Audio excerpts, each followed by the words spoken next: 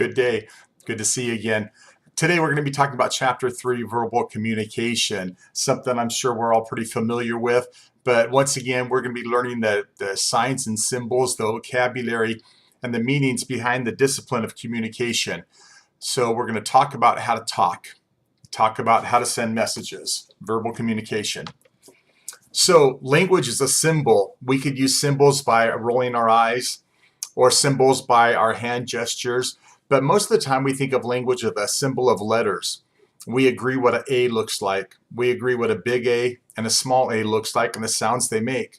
We agree when we combine those letters, the different sounds they make into words. It's a symbol, a system of symbols, these small letters that make up words that we agree on, what the interpretation of them means. A shared symbolic language. We see the same things with stop signs around the world. They all have the same type of symbol, same color, same sign, the same color and the same shape throughout the world. It's a system of symbols that we use for that traffic movement patterns. Language is very symbolic, and once we get that common symbolic meaning, we have a culture that goes with that.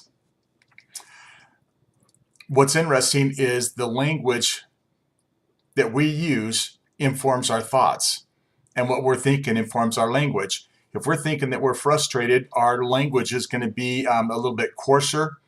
We're not going to be as precise with our thoughts. We're going to speak more rapidly, a bit louder. And then again, when we use certain language, like I'm trying to do here, it changes our thoughts. As I'm trying to use proper vocabulary, meaning, and words that convey a message, my thoughts change. It goes vice versa, hand in hand. I hope that language made sense. Of course, pronunciation is important. In my day job where I do some volunteer work and I teach people how to recite verbatim speeches and stuff, it's very important where to put the periods and the commas when these things were written. And the dialect there, it emphasizes certain words and certain phrases. That pronunciation and that placement is very important. Where the words are placed. The best example of this on the syntactic rules is Yoda. And he says, troubles with this one I see. I'm not a great Yoda or Star Wars fan, but how he places his objective in the back of a sentence. It puts his language par on a course of his own. Context is very important in language. I've got a new favorite show right now called Miranda. It's a BBC sitcom on Hulu, and I really enjoy the context they put things in because some of the words that they use in England are completely different than our own. And just the context of it makes it even funnier to me because when they say a word, connotative or denotative meaning, which I'll talk about more later, it puts it in different contexts and it's even more funny. So there's certain contexts that you would use language and other ones you wouldn't. Think back when the first time you ever dropped the F-bomb in front of your parents. For some people, that's not a big deal because it's a common language that you use in your culture. Other people, it may never have happened. But there's definitely a context where the F-bomb is appropriate and ones that aren't. So let's talk about communication acquisition. How do people learn words and languages? I'm helping teach citizenship to people that need to take the test, immigrant workers in Caldwell specifically. And it's neat seeing kids growing up in a bilingual household, but when their parents aren't and they're not adapting the language, the way they learn the language is quick and easy. I've been into some of the homes where the kids watch specifically or exclusively American TV, and they're able to pick these things up really easy.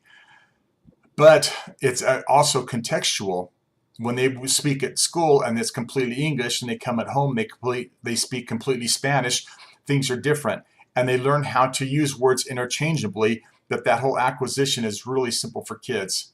As an adult, I have a hard time picking up Spanish. Even though I work around a lot of people in this capacity, it's still tough. One thing neat about communication, I've told this story before, is when we're around certain people that use certain slang words or they drop the F-bomb frequently, it's easy for us to acquire that communication style. Those symbols they use to say, holy crap, which is one of my favorite cuss words, is much different for them when they say holy something or other. And that communication rubs off on us and us on them, and that acquisition continues to happen even in these my latter years. The functions of communication. It's a type of control. Whoever speaks the loudest or the fastest has a lot of control. It influences ourselves and others as we try to change vocabulary and to talk more proper because we're at work. It influences us. When we try to talk with a smile on our face, it influences us. We're communicating happiness through our symbol of our smile. So we're going to share information with language and these 4 different types of situations here. Withholding information is a function of communication. Now that may seem weird because we're trying to communicate, but we're withholding, but it is. And what kind of symbols do you throw out there instead? Are you distracting them? Are you completely just shutting down and not talking at all? But how you withhold, there's a different communication methods to do that. Let me give you one real quick trick. I had a student come up and said, Howie, I tried that. It worked so well. I remember this story. It's great. When somebody's asking you a question that you really don't want to answer, sneeze, cough. And what the natural response is for them to say, Gesundheit, or bless you, it stops their train of thinking, and you can just change the subject real easy. So if somebody asks you a question and you don't want to answer it, just sneeze. You'll be off the hook. You're welcome. Of course, expressing feelings with communication and language is very important. We've all said, would you go out with me? Or would you, please? And being able to be effective at that makes a big difference. Expressing your feelings, letting people know how you think and stuff like that, really important. So creativity, some people are creative in different ways, musically, which would be shared symbols, speaking, not me, not today at least, and express that creativity. Use language of symbols of pictures, stick figures of people, or elaborate paintings. So that language that we use, the depth of it, the intricacy of it makes a big difference on how descriptive you can be. Ritual language would be like pausing or saying, what do you think about it? Ritualizing the tone and the cadence of your language by that pause there. Also, language of shaking hands or giving a hug. That's kind of a ritual where you see your grandma, you always hug her. She's just a hugger. Your dad, you shake his hand. That's all he ever does. He doesn't use that expressive feelings that we talked about here earlier, right here. With verbal, it's all a ritualization maybe of handshaking or making eye contact and a little head nod like guys do. Sematics and pragmatics. This goes back to Yoda a little bit about the placement of the word in the sentence. And the force is strong with this one, I see. Things like that. Pragmatically, I had notes on pragmatically being able to talk about a situation in the appropriate situation, not overspeak. I'm going to jump through this. Look at this in your textbook. I'm drawing a blank on this like we all do. Sorry. Let's talk about denotative and connotative meaning. A denotative is accepted definition, and let's just say God, as in Father in heaven, the deity, the great beyond. If we say God, we'll all agree that it's a supreme being, maybe some transcendent deity that goes in and does those things. We could all agree on that. But a connotative meaning is something that how we respond to it. Some really sick, twisted, warped New England Patriots fan, if I say God, they may think Tom Brady.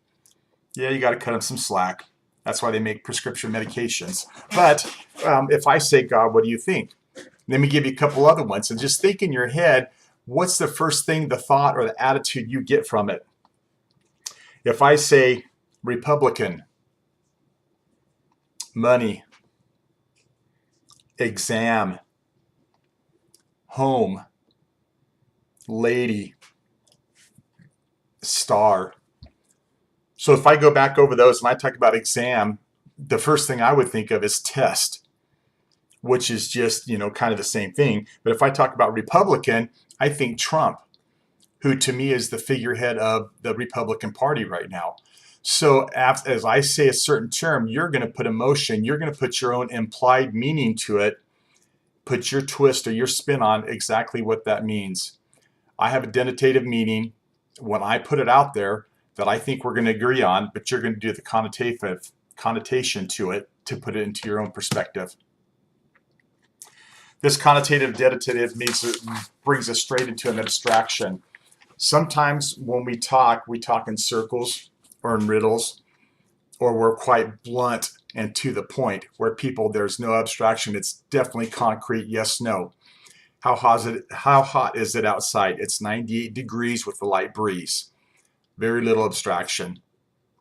So if you look at the evasion, equivocation, and euphemism, you can see the way those things work to have either a high or a low level abstraction.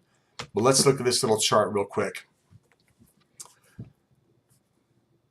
We've all seen somebody use the very inappropriate term, "you're useless," as opposed to saying something down here on the lower level that, "I've noticed you didn't take out the trash in the kitchen. Yada, yada, yada. You agreed to take it out. Would you please do your job?" Very definite communication. You can see the more abstract you are, the less communicative clarity there is. We're not going to understand. We're not going to know what's going on. Also, when people get to that higher abstraction, there's a lot more innuendo, verbal cues, frustration in the voice maybe, the pitch of the voice, things like that change. The body language changes. When you're going to put the articulation in to use in this bottom sentence, "I noticed you didn't take out the trash," things are going to be much calmer. You're going to be able to tell because of the pauses and the pronunciation exactly what's going on. Communication symbols have to do more with just the letters and the words, but the way the complete meaning is brought across to you. Let's talk a little bit about slang and jargon. Jargon's easier. Let's talk about that first. We all have jargon in our occupations, but some of them are real jargon heavy, like the police. They talk about 10-4, acknowledged, or they'll say a perp, as in a perpetrator, the accused, or a suspect, who they think is going to do it. Military jargon is also big, where somebody goes AWOL, absent without leave, no permission. But what's really big nowadays is text jargon. BFF, you'll be able to see how text lame I am. BFF and AOL. I'm looking down here for my my cheat sheet. Oh, this is dumb. See ya, I do that one. CYA or TTYL, don't do that, talk to you later. But I'm sure that each of you can talk about a lot of different text jargons that we use just to shorten things up. And a lot of times those are just symbols that we come up between us and our friends that only we know the meaning to. We have our own little subculture, text culture.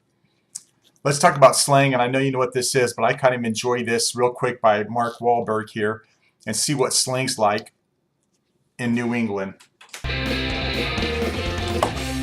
Hoodsie. Now a hoodsie is a couple of things. So hoodsie could be a little ice cream that you use the top to scoop, but the hoodsie is also referred to as a young lady.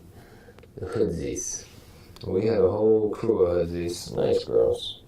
A masshole. I never liked that term, masshole. There's a lot of really nice people in Massachusetts and some very affluent people, blue blood, well-educated people that are actually, they deserve that term more because they frown upon people from the wrong side of the tracks. And they don't let me in their golf clubs because they think I broke their window and stole their golf clubs when I was younger. Probably right. Packy. Packy really is a liquor store, a package store. My dad used to go every day to the package store. Get some coffee brandy, a 6-pack of Schlitz, and then some certs. The Garden, yes, this is where the Celtics played and won a lot of championships. Clicker, yeah, that's a remote control for your TV. What the fuck happened to the clicker, you fucking cocksucker? Jimmy's, that's universal, isn't it? Jimmy's condoms. The J, the, them, the, E, S, the Y, Jimmy. No, that's it. What's a rap song? The Monster. I think they're probably referring to the Green Monster. Donkeys. All right, we're going to let him go because sorry about him dropping the F-bombs. A little bit more than I want to hear too, but I enjoy him as an actor, enjoy his movies and stuff like that. So I'm sure that we all have slang within our own areas and our own family, things that we say and we do. It's neat when we have a classroom conversation about this and we bring some people out. So some conversations out, but I'm going to share those with you because you're hearing a lot of my stories. Hate speech. This is going to be definite against a person or group. Culture is different, but a race, religion, gender, or identifiable characteristics. So culture could fit in there, but to me, the key here is that it's meant to offend or threaten. Notice the hurtful language is different, but if you're trying to threaten or put insults that identify them specifically, it is hate speech. And hate speech is punishable by law, by police officers, the federales. Hurtful language is something you do when you're inappropriate. You could say something about your friend's significant other that is inappropriate. You could be sarcastic at times, just trying to make a joke that you think would be funny, or something slips because of maybe their ethnicity or something, but it's going to hurt their feelings. You're not going to be threatening or throwing insults at them. Hurtful language can be avoided. Some people talk about it being politically correct. I think it's just being sensitive. And we'll talk more about that in just a minute.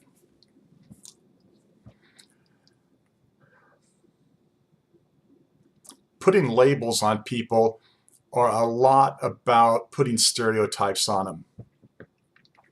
And if we stereotype somebody, we're going to treat them a certain way or a different way than what we want to be treated.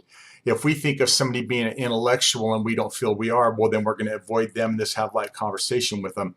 If we think that they're have a profession that we don't have, if they're a police officer, usually works great, we're going to have limited conversation with them because most of the police officers I know aren't the friendliest people in the world. So whenever we put these labels on them, a dumb jock, a dizzy blonde, I'm trying to think of some appropriate stereotypes that we can discuss here. We'll talk more about that here in 3 weeks when we talk more about the interpersonal relationships.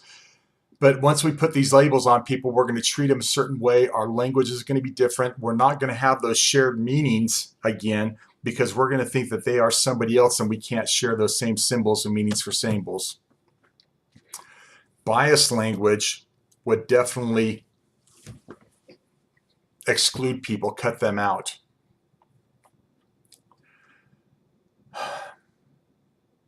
I was involved, sorry, I just need to decide if I'm going to tell these stories. I was involved in the Boy Scouts of America for a long time. And slowly, as they made some decisions that a lot of people agreed with, a lot of people didn't, and they became more controversial, the language used to talk about the Boy Scouts changed. And people began to become biased. It was for a long time there. People loved it. And then in the next decade, people respected it, but it wasn't for them. And then they went to a point where people didn't care either way. And now people became biased. Either you like it or you don't. And the way they talk about it, the way they refer to it, really puts that line down in the sand where you know where they're at. Now, the term politically correct I don't like, because to me it sounds like we're being forced to act a certain way or say a certain thing. And I don't like to ever think I'm being forced to talk a certain way. And I don't like being politically correct, but what I do like being is sensitive to other people.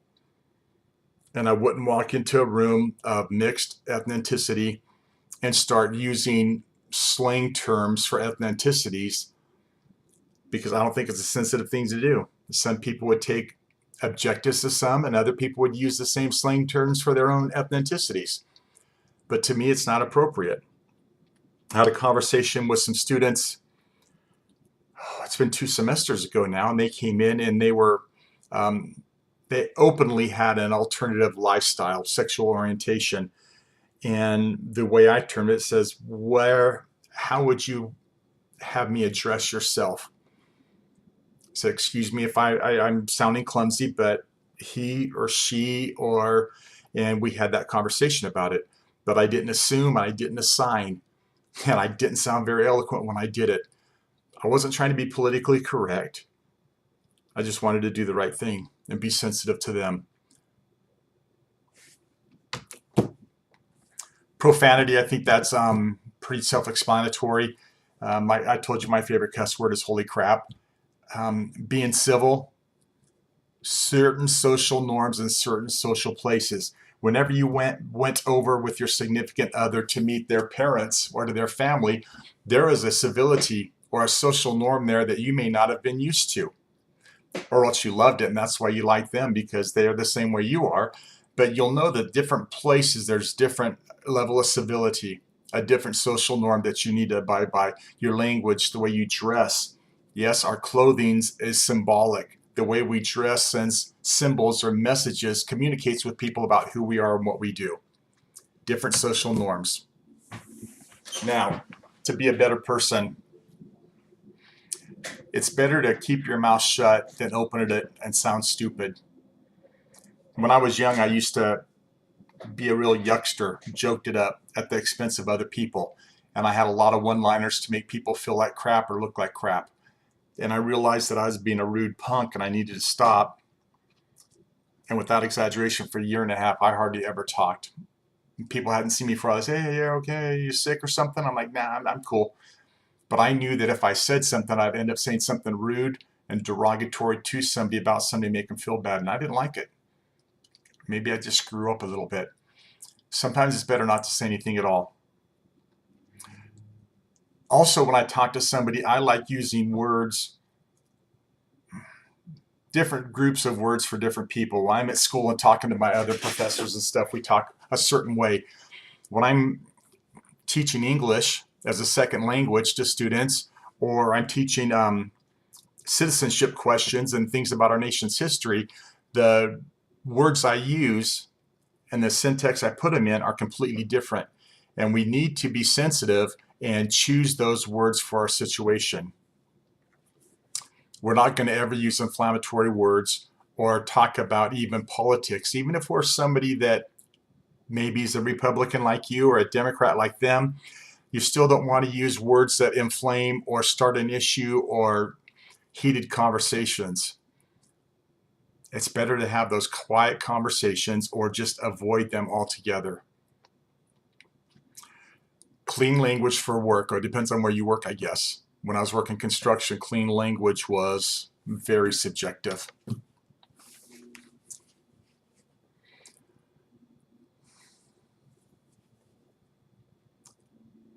The context that you are in chooses the language. If you're at a baseball game or a football game and you're cheering, that's the context. It's going to be loud and kind of obnoxious. Once the context is set, the baseball game, the language builds off of that. I remember I was at a baseball game in Miami watching the Philadelphia Phillies play the Florida Marlins. And we were in right field in the bleachers, and Moises Alou was playing for the Phillies. And we'd be dogging him hard, yelling at him, say, hey, you're a bum, you're a bum. And all of a sudden there's a guy sitting 2 rows next to us, and he starts yelling things like, hey, Alou, call your mom, she needs bail money. And it got worse than that. And as that context got worse and worse and uglier and uglier, the insults that we threw, never no F-bombs, nothing profane, but it kept getting raunchier and raunchier, and it was kind of fun, but that context continued to change, and our language changed to go with it. Alou went 3 for 4 that night, hit 2 home runs. He really liked us messing with him, so keep going here. That was probably not the greatest story I ever told, but good memories for me. Code switching. Whenever the situation warrants. So we have a code when we talk to each other. And you've ever walked in a room and people were talking and all of a sudden they stopped talking? And you're like, were they talking about me? You know what I'm talking about, right? So we have codes when we want to say, shut up, don't talk about that right now. Or we do the little stop. And we switch talking about, or the boss walks in, and so we change our tone of voice or who we talk about. Different situations call for different codes or different set of symbols to use, both verbal and nonverbal signals. Those are codes, and we have ways to switch those codes with our friends. Sometimes we don't switch, and we just let them keep talking and make a fool of themselves. Good joke at our friend's expense. So high language, formal, polite. Of course, a low language, be informal, very casual, a lot of slang, a lot of jargon. Sex and gender has a lot of contextual to it. Women speak differently than men, if we be very general here, painting with a wide brush. Women and men at also ages, different things. Relational context. Here we go. Sorry, this had to read through that because my mind was going 100 miles an hour. The abstraction of language can keep our relationships at bay. And let me just ask you this. Well, somebody comes up and say, well, I want to know where this relationship is going. We'll say, well, yeah, I've been thinking about talking about that, but I've got to work right now. Very abstract answers, nothing clear, nothing defined. It's going to keep that relationship far apart. And that abstraction, as it gets less and less, it's going to form a closer and a tighter relationship. This language, sharing of a language, even what you wear when you go out on a date with somebody, how often you call them, your tone of voice, if you're talking all lovey-dovey or if you're yelling at them, the relational context. Cultural context. The way cultures speak within themselves builds that culture and solidifies the thoughts about them. And this is probably a bad example, and I don't listen to a lot of it, but a lot of rap music that I've heard is takes some stereotypes, thug-oriented, very loud and boisterous and kind of raunchy. And within that culture of the rap listeners, it's validating or defining what that culture is going to be like. The words and the way they convey those words and symbols influences their thinking of the way they are. It validates what they're thinking. It informs them of who they are, and it makes them more of that. That's the spinal wharf. That language influences how we see the world. If you see yourself, and this is a really bad analogy because I'm not a rapper and I'm kind of putting my words into somebody else's culture, which is inappropriate. But let's just say I do know it all, and please forgive me. If I'm going to be talking about, I should be talking about hair metal music because I know that from the 80s. But if I'm talking about rapping and I'm portraying myself as a thug and a gangster carrying a gun, doing dope, checking out chicks and stuff like that, that's how I see the world. That language or that message is going to influence my filters as I see everybody else. I'm a thug, you're not. I'm bad, get out of my way. Our language determines what we see and how we view. We talked a little bit about this, the context of gender. Men use interrupters like, hey, yo, what's up? And women says, like it says, intensifiers quality. Well, do you? Oh, they are so cool, aren't they? And open-ended questions to try to have more conversation. This is really depicted well in the movies whenever you see this, the teenage girls and how they just chat, and guys are like, right. So I should get a video for this. So last one here, right? Yep, last one. Technology causes all kinds of problems within communication. I'm teaching a class in a couple of semesters in the spring about modern romance and how technology has changed the way that we talk to each other and how we date. The games of you text me 2 sentences, so I can't text you more than 2. And it took you 5 minutes to reply to my text, so it's going to take me 10 minutes to reply to your text. Makes it rough. But it being mediated, we take turns and we judge all those small nonverbal clues that we usually get in it face-to-face by just those few characters. It makes it rough. The technology has made its own language. We talked about the jargon in text messages, but what we need to know is English is the language of the internet. It's really cool if you go on Google and you probably google.com.ug is England, .cc I think is China, and you can see the Google search page for all these different countries. But when it comes down to it, the language of commerce, the language of the internet, the language of money is English. And because of that, the slang, the jargon, English goes all over. We'll talk more about communicating via computers, technology more. But for now, that is chapter 3 on verbal communication. Last thought, the PowerPoints and the lectures are no substitute for the textbook. You spend a bunch of money on it. Don't let the quizzes and the midterm and the final be the only time you use it. Enjoy it. Thanks.